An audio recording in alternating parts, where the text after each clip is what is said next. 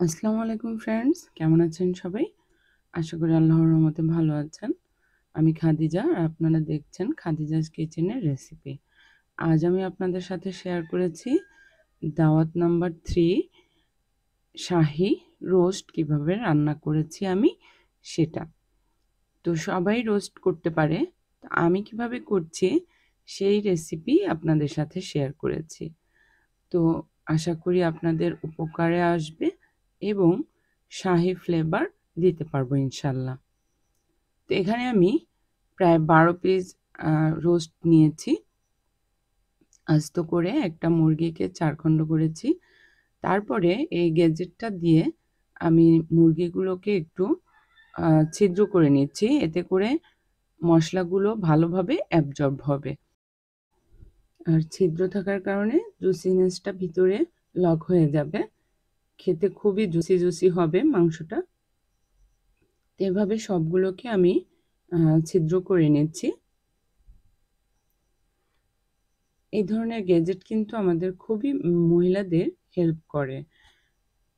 তো এখানে আমি 1.5 টিস্পুন লবণ দিলাম এবং 1 টিস্পুন আদার যে বাটা সেটা দিয়ে একটু মেরিনেট করে নিচ্ছি। আগের পর্বে কিন্তু মা খালারা দেখেছি আদা এবং লবণ দিয়েই রোস্টের পিসগুলোকে মেখে নিত। এতে কিন্তু ভাজলে একটা সুন্দর স্মেলও আসে এবং দুর্গন্ধ থাকে যে মুরগির সেটা থাকে না। তো এখানে আমি সয়াবিন তেল দিয়ে দিলাম 1 কাপ পরিমাণ। এখানে আমি প্রায় 2 কাপ পরিমাণ পেঁয়াজ নিয়েছি। তো 1 কাপ আমি বেরেস্তা করব। এই তো বেরেস্তা করা হয়ে গেছে। আর বেরেস্তাটা একটু কাঁচা অবস্থায় উঠাবেন। আ বেশি একদম ব্রাউন করতে যাবেন না। তাহলে কিন্তু উঠাতে কালো হয়ে যাবে এবং আ দেখতেও ভালো লাগবে না। এটার কিন্তু যে তৈলটা সেটা কিন্তু স্টপ হয়নি কুকিং। যখন আপনি উঠাবেন দেখবেন তারপরেও আরও ভাজা হয়ে যাবে এবং মুচমুচে হবে এটা, পুড়ে যাবে না। তো এই বেরেস্তার তৈলের মধ্যেই আমি মুরগিগুলোকে ভেজে নিচ্ছি। আর মুরগিগুলো দিয়ে সাথে উল্টে দিবেন। এতে করে যে পানি থাকে সেই পানিটা চলে যাবে এবং আপনার গায়ে আ ছিটা আসবে না তৈলের। এভাবে অনবরত নেড়ে দিবেন। তাহলে আর তৈলের ছিটা আসবে না গায়ে। তো সামান্য, বেশি না, বেশি ভেজে নেওয়া যাবে না, তাহলে মুরগিগুলো হার্ড হয়ে যাবে। একটু সামান্য ব্রাউন করে ভেজে উঠিয়ে রাখছি আমি। দেখেন কিভাবে আমি ভেজেছি।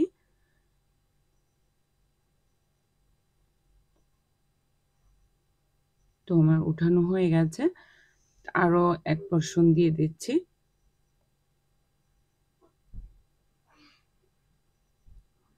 তো আমার প্রায় 12 পিস মুরগি ভাজতে 3 পোরশনে দিতে হয়েছে।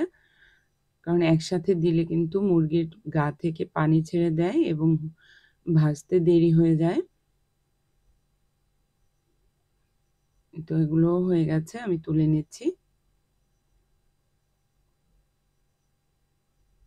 যে দেখেন সবগুলো কিন্তু একটু লাইট ব্রাউন করেছি। তো 3য় পোরশনের গুলো দিয়ে দিলাম।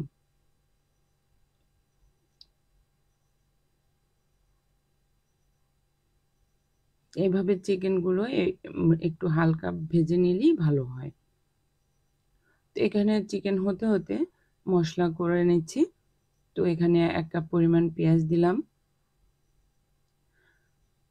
আর দিয়ে দিচ্ছি 5-6 টি কাঁচামরিচ একটু ভেঙে। রোস্টে কিন্তু কাঁচামরিচটা একটু বেটে দিলে রোস্টের স্মেলটা খুব সুন্দর হয়, খেতেও সুস্বাদু হয়। তো 5-6 টি কাঁচামরিচ ভেঙে দিলাম, একটু ঝাল আছে। এখন আমি এগুলোকে ব্লেন্ড করে দেখালাম না, পরে দেখাবো রান্নার সময়। আর এখানে নিয়ে নিচ্ছি কিছু বাদাম। তো কাজু বাদাম নিয়ে নিয়েছি 1/2 কাপের মতো। আর এখানে পোস্তদানা নিয়েছি 1/2 কাপের মতো। আর দিয়েছি কিশমিশ 1/2 কাপ। একটু পানি দিয়ে আমি এগুলোকে মিহি করে ব্লেন্ড করে নিব। তো আমার ব্লেন্ড করা হয়ে গেছে। এখানে আমি মশলা কষানোর জন্য তেলটা একটু কমিয়ে নিলাম, কারণ আমি ঘি দিব তাই। এখানে 2 টেবিল স্পুন ঘি দিয়েছি প্রথমে, লাস্টে আরও দিব, কারণ শাহি যদি চিকেন রোস্ট করতে চান ঘিয়ের পরিমাণটা একটু বেশি লাগবে। তো এখানে 3টি তেজপাতা দিয়ে দিলাম, 3টে দারচিনি দিয়ে দিলাম। একটু ভেজে নিয়ে আমি যে পেঁয়াজ এবং কাঁচামরিচ বাটা সেই পেস্টটা দিয়ে দিলাম, আর দিয়ে দিয়েছি এখানে 2 টিস্পুন রসুন বাটা। এই মশলাগুলো একটু কষিয়ে তারপরে দিয়ে দিচ্ছি এখানে 3 টিস্পুন আদা বাটা, কারণ রোস্টে একটু আদাটা বেশি প্রয়োজন হয়, খেতেও সুস্বাদু হয়। আর এখানে দিয়ে দিলাম একটু মশলাটা কষিয়ে কাঁচা গন্ধ ছাড়িয়ে যখন তৈলটা ভেসে আসছে তখন আমি দিয়ে দিচ্ছি এখানে সেই কাজু বাদাম কিশমিশ এবং পোস্তদানা বাটা। এগুলো দিয়ে ভালো করে মশলাটা কষিয়ে নিতে হবে। যত মশলা ভালো করে কষাবেন ততই টেস্ট উবে আসবে। এখানে 1 টিস্পুন মরিচের গুঁড়ো দিয়ে দিলাম। তো মরিচের গুঁড়ো দিলাম কারণ মশলাটা একটু ইয়ামিনেস আসবে, ক্রিমি ক্রিমি দেখতে লাগবে কালারটা।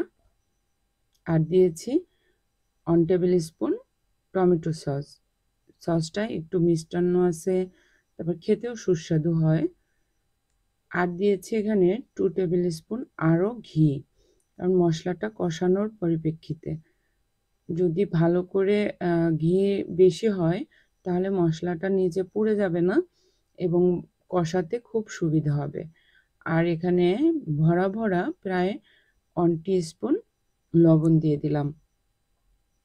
মুরগিতে তো অলরেডি লবণ আছে, তারপরে আরেকটু মশলা দিলাম। এখানে আমি শাহি যে রোস্টের মশলা সেই মশলাটা করে নিচ্ছি। 3-4টে দারচিনি, 2টো কালো এলাচ, আধাখানি জয়ফল এবং এখানে দিয়েছি আমি কাবাব চিনি 3-4টে, লং 4টে এবং গোলমরিচ প্রায় 5-6টি আর শাহি জিরা। এগুলো দিয়ে একটু কাঁচাই ব্লেন্ড করেছি, টেলে নেইনি। তো টেলে নিয়ে নিই কারণ এর স্মেলটা ভাজার প্রয়োজন নেই আমার, তাই আপনারা চাইলে ভেজে নিতে পারেন। এভাবেই আমি 2 টিস্পুন দিয়ে দিলাম, সেখান থেকে একটু চেলে নেবেন তাহলে ছাবাটা চলে যাবে। এখানে আমি 1 কাপ পরিমাণ একদম ক্রিমি যে টক দই, সেই টক দইটা নিয়েছি, ভালো করে একটু ফেটে নিচ্ছি। এখন আমি দিয়ে দিলাম, আর এই টক দইটা দিয়ে একটু পানি দিয়ে দিবেন সাথে সাথে, তাহলে আর যে অনেকের কমপ্লেন থাকে ছড়া কেটে যায় সেটা হবে না। একদম দেখেন কি সুন্দর ক্রিমি একটা মাখনের মতন গ্রেভি হয়েছে।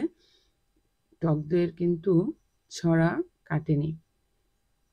তো মশলা ভালো করে আমি প্রায় আধা ঘন্টা কষিয়েছি। এখন আমি এই মশলার মধ্যেই মুরগিগুলো দিয়ে দিলাম। আমি কিন্তু একদম স্লো হিটে রান্না করছি। স্লো কুক করলে সব জিনিসই রান্না করতে সুবিধা হয়, পুড়েও যায় না, আর সব কিছুর মধ্যে ভালোভাবে মশলা অ্যাবজর্ব হয়। তো এখানে মাংসর যে জুসটুকু সেটুকুও দিয়ে দিলাম।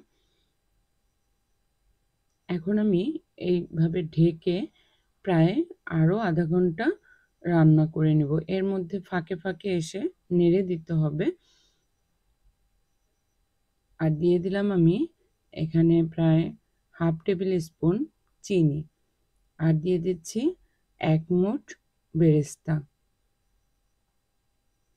এটা মাঝামাঝি সময়ে দিয়েছি, এতে করে বেরেস্তাটার যে স্মেলটা রোস্টের মধ্যে ভালোভাবে যাবে আর চিনিটাও ভালোভাবে মিক্সড হবে।